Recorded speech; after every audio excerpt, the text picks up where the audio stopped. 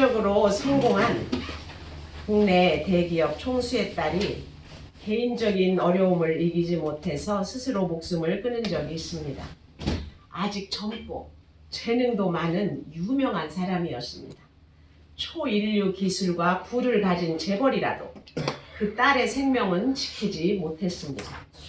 그 집안의 딸이라고 하면 모두가 부러워할 텐데 헛된 죽음으로 인생은 끝나고 말았습니다.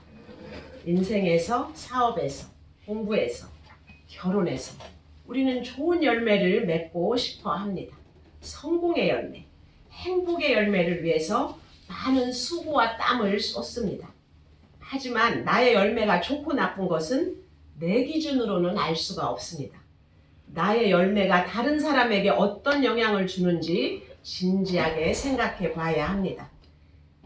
열매 맺는 그리스도인이 되려면 첫째로 거짓 선지자를 삼가야 합니다. 15절의 말씀입니다. 거짓 선지자들을 삼가라. 양의 옷을 입고 너희에게 나아오나 속에는 노략질하는 일이라.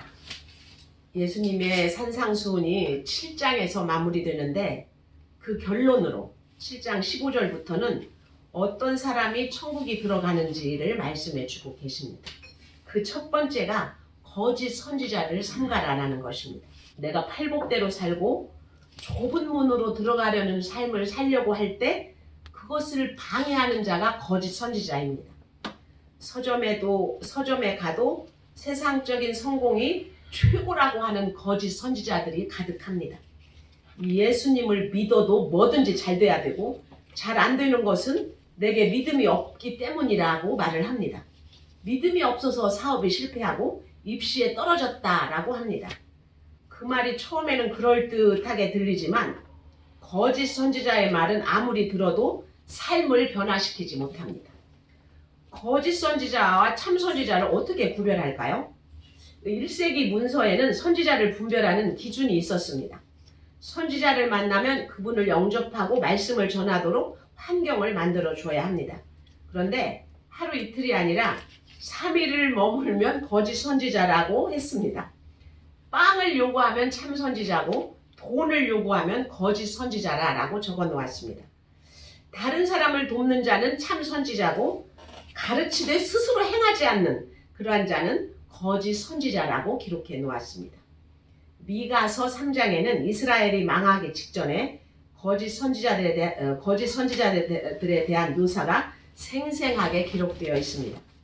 너희가 선을 미워하고 악을 기뻐하여 내 백성의 가죽을 벗기고 그 뼈에서 살을 뜯어 그들의 살을 먹으며 그 가죽을 벗기며 그 뼈를 꺾어 다지기를 냄비와 속 가운데 담을 고기처럼 하는도다.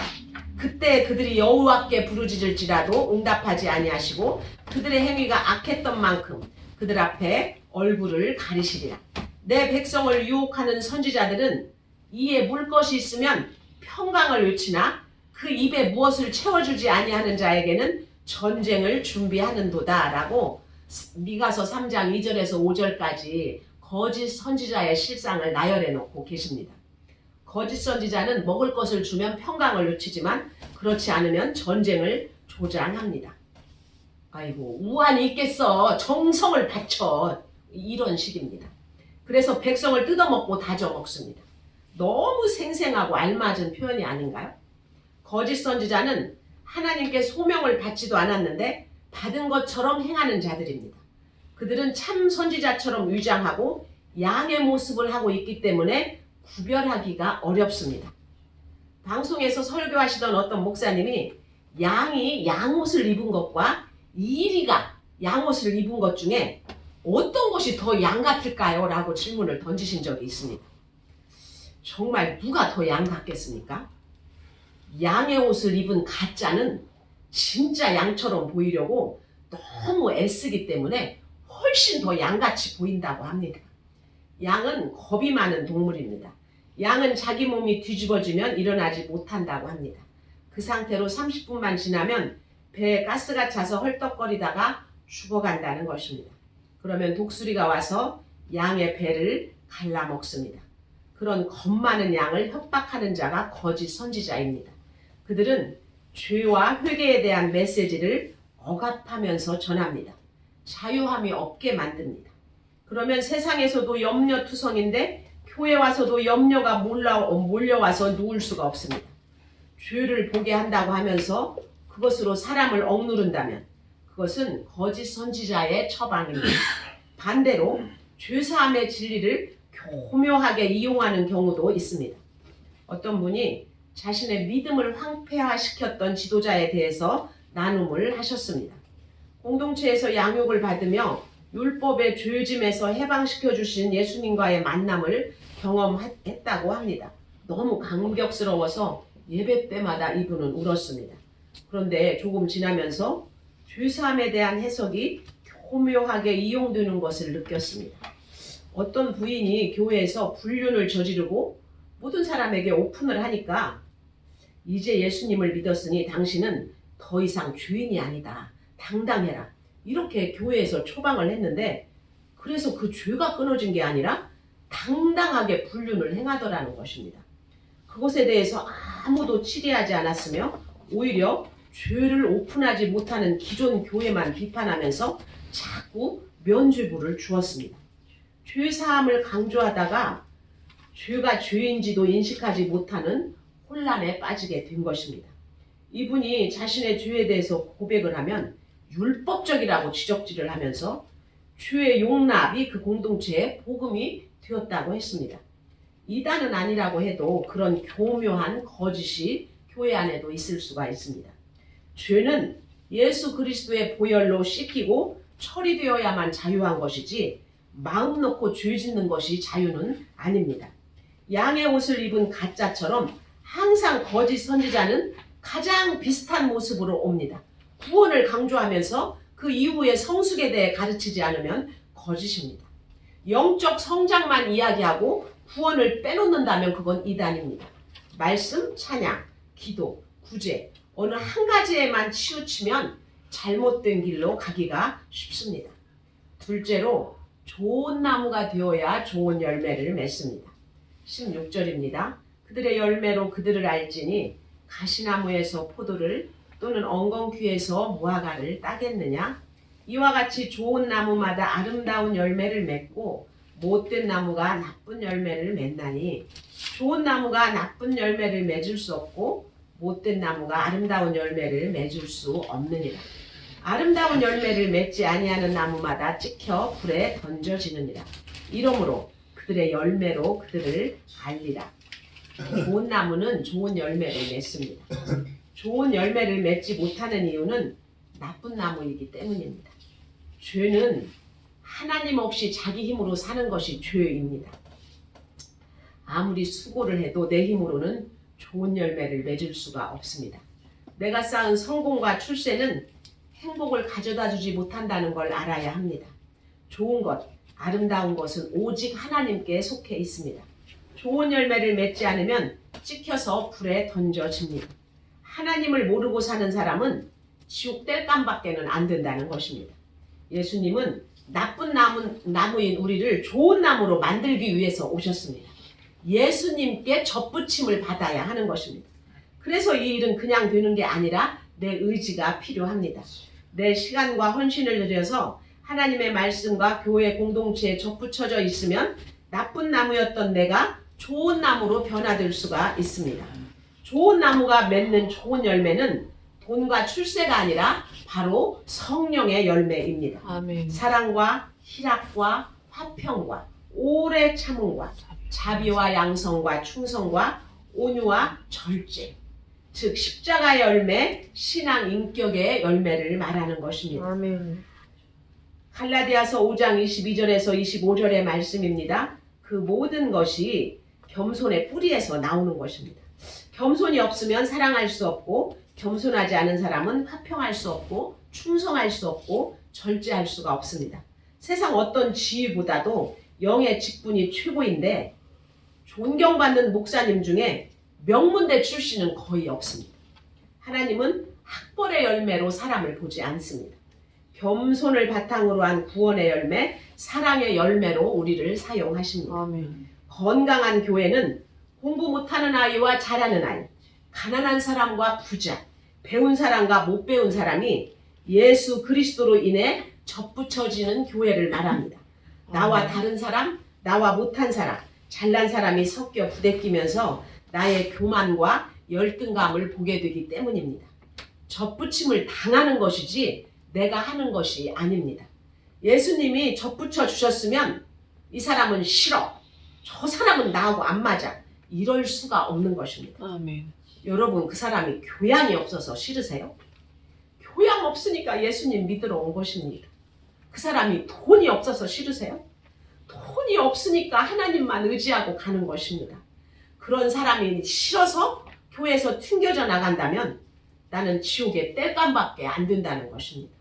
어떻게든 예수님께 믿음의 공동체에 잘 붙어 있기를 바랍니다. 아멘. 그러면 내 나쁜 것들이 점점 처리되고 좋은 나무로 열매 맺을 수가 있습니다. 아멘. 세 번째로는 아버지 뜻대로 열매를 맺어야 합니다. 21절입니다. 나더러 주여 주여 하는 자마다 다 천국에 들어갈 것이 아니요 다만 하늘에 계신 내 아버지의 뜻대로 행하는 자라야 들어가리라. 아멘. 하나님의 뜻을 모르는 사람은 하나님의 뜻대로 행하지 못합니다. 아무리 주여 삼창을 외치고 교회를 다녀도 천국에 갈 수가 없다는 것입니다.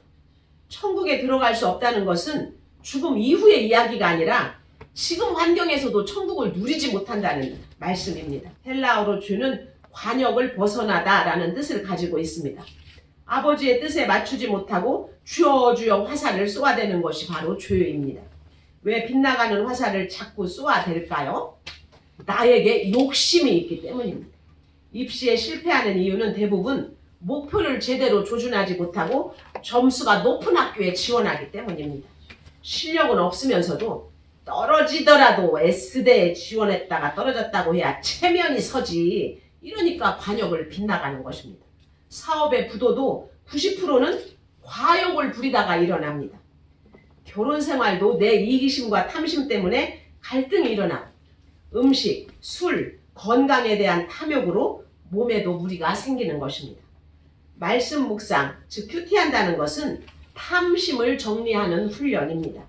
하나님이 원하시는 관역이 어디인지 분간이 안 될 때 말씀을 통해서 그것이 내 욕심 때문이라는 것을 깨닫는 것이 바로 말씀을 보고 묵상하는 결과입니다. 말씀을 통해 내 눈을 가리고 있는 이기심과 시기, 미움과 정죄를 제거해야 하나님의 관역에 초점을 맞출 수가 있습니다.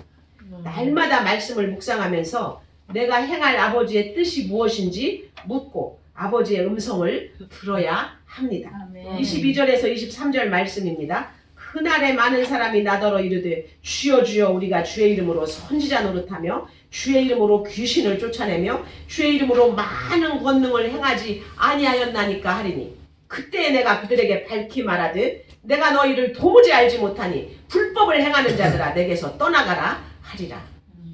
그날은 각자에게 찾아오는 개인의 종말입니다. 실제적인 죽음일 수도 있고 죽을 만큼 힘든 고난의 사건일 수도 있습니다. 사업 부도, 자녀의 가출, 배우자의 의도, 암과 같은 사건으로 죽을 것 같은 그날이 각자에게 찾아옵니다. 그때 아버지의 뜻과 상관없이 살았던 사람은 이 사건이 왜 오는지 해석이 안 되는 것입니다. 성경을 읽고 제자훈련 받고 구역장하고 선지자 노릇을 했어도 해결이 안 됩니다. 신유 방언 은사를 체험했어도 해결이 안 됩니다. 왜 나에게 이런 일이 생기는가? 왜 내가 이런 병에 걸렸지? 해석이 안 돼서 죽어갑니다. 아무리 주여 주여 하고 살았어도 아버지의 뜻과 상관없이 살았기 때문입니다. 교회 출석 잘하고 봉사 잘하고 통성기도하고 내 열심을 믿음으로 착각하고 시간과 재물과 감정을 낭비했기 때문입니다. 주여라고 부르는 것은 선생이라는 말에서 비롯된 말입니다. 하나님의 선지자, 예수님의 제자라고 자부하면서 예수님을 선생님 이렇게 부르는데 주님은 내가 너희들을 도무지 알지 못한다 이렇게 말씀하시는 것입니다. 육신으로 예수님 집안의 후손이라든가 베드로, 바울의 후손이 교회에 있다고 합시다. 그러면 왠지 그 사람은 믿음도 좋고 말씀도 잘 깨달을 것 같지 않습니까? 그런데 성경을 우리가 유심히 읽어보십시오. 예수님의 형제들은 예수님에게 미쳤다고 했고 혈통으로 하나인 유대인들은 예수님을 못 박아 죽였습니다. 내가 아무리 모태신앙이고 교회를 오래 다녔고 직분을 받고 성경을 많이 배우고 읽었어도 주님이 나를 도무지 모른다고 하실 수가 있다는 것입니다. 아버지의 뜻이 아닌 불법을 행하기 때문입니다. 기도를 열심히 해도 영적인 것과 상관없는 기복만을 구한다면 그것은 불법입니다. 큐티를 열심히 해도 순종할 생각은 없이 가르치기 위해서만 한다면 그것은 또 불법입니다. 하나님 기준에 모자라도 불법이고 하나님 기준을 넘쳐도 불법인 것입니다. 영양소도 지나치게 섭취하면 탈이 나는 것처럼 영적인 것도 치우쳐 있으면 불법이 되는 것입니다. 주여 주여 하는 자마다 천국에 들어가는 건 아니라고 하셨으니 그럼 아예 주님 부르지 말아야 할까요? 그것은 아닙니다. 어느 집사님의 나눔입니다. 고3인 막내 아들이 올해 수능 시험을 보았습니다. 저는 그동안 막내가 대학에 들어가는 날을 이혼하는 날로 정하고 매일 D-1551일, D-1550일, D-1549일 이렇게 날짜를 세고 지워가면서 살았습니다. 그만큼 결혼 생활도 제 마음도 황폐해져 있었습니다. 겉으로는 남편에게 네 하면서 순종하는 척했지만 마음속으로는 두고 보자. 대학만 우리 막내가 들어가면 너하고는 끝장이다 하면서 칼을 갈면서 살았습니다. 수능시험 전날 평소 건강하던 아들이 이유 없이 열이 나고 구토를 하기 시작했습니다. 새벽 3시까지 잠을 못 자다가 한두 시간 잠을 청하고 일어났는데 남편은 아들을 깨워 앉혀놓고 훈계하기 시작했습니다. 아이가 힘들어하자 아빠를 떠받들고 다녀도 될까 말까인데 애비 훈계를 감히 듣기 싫어해 하면서 막 윽박질러 댔습니다. 아들은 그렇게 최악의 컨디션으로 시험을 보게 됐습니다. 그런데 하나님은 상상할 수 없는 기적으로 모의고사 최고 점수보다 20점 가까이 높은 점수를 아들에게 주셨습니다. 몰라서 찍은 문제, 시간이 부족해서 풀지도 않고 찍은 것까지도 다 맞게 해주셨으니 그야말로 하나님의 기적이라고밖에 할 수가 없었습니다. 사실 제가 아들의 대학 입학을 이혼날로 잡아놓고는 있었지만 그동안 목사님이 이혼은 하나님의 뜻이 아니다라는 강력한 메시지를 들으며 이혼 생각을 접었습니다. 그리고 겉으로만 순종했어도 그 순종을 귀히 받으시고 남편의 구원을 이루어 달라고 기도해 왔습니다. 강한 아버지 때문에 힘들어하는 아들에게도 아들아 이해할 수 없는 아빠라도 순종하고 섬기는 것이 하나님의 뜻이야. 네가 순종하는 만큼 하나님이 기뻐하실 테니 아빠한테 대들지 말고 잘 섬기자라고 말했습니다. 그런 기도와 순종이 있었기에 하나님은 최악의 컨디션에도 좋은 점수로 응답해 주셨음을 믿습니다. 좋은 점수 주신 것도 감사하지만 그 응답을 가지고 남편에게 예수님을 전할 수 있게 되어서 너무 감사했습니다. 시험 점수를 받고 아들과 얼싸안고 기도를 드렸습니다. 아들이 아빠의 구원을 위해 아빠를 더 사랑할 수 있게 해달라고. 하나님이 베풀어 주신 은혜를 아들의 영욕을 위해서가 아니라 소외된 이들을 섬기는 데 쓰게 해달라고 같이 기도드렸습니다. 좋은 점수 받아서 응답이 아닙니다. 이혼 생각 접고 엄마 아들이 하나님의 목표에 초점을 잘 맞추고 있으니까 하나님이 열매를 보여주신 것입니다. 아멘. 세상 성공이 전부인 아버지를 전도하려면 공부를 잘해야 하지 않겠습니까? 그래야 내가 예수님을 믿고 아버지를 사랑하고 섬기게 됐다. 그래서 시험에서도 기적을 보여주셨다. 이렇게 말할 수 있지 않겠습니까? 각자 우리는 힘든 환경이 있습니다. 그 환경에서 좋은 열매를 맺어야 합니다. 하나님은 나쁜 환경을 좋은 환경으로 바꿔주시는 것이 아니라 나쁜 나무인 나를 좋은 나무로 바꾸셔서 좋은 열매를 맺게 해 주십니다. 아멘. 물론 열매 맺기까지 시간이 걸립니다.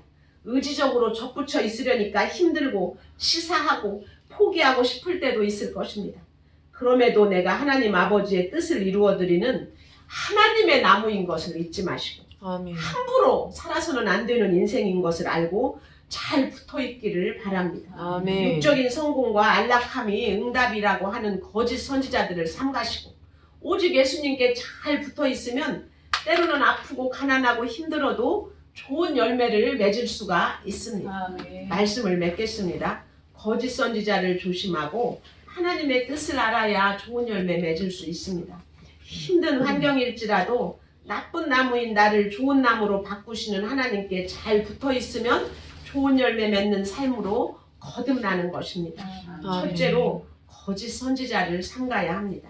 둘째로 좋은 나무가 좋은 열매를 맺습니다. 셋째는 하나님의 뜻대로 행해야 하는 것입니다. 날마다 말씀을 묵상하며 내 안의 욕심과 이기심, 미움을 회개하기 원합니다. 하나님의 뜻을 깨달아 열매 맺는 성도가 다 되시기를 예수님의 이름으로 축원을 드립니다.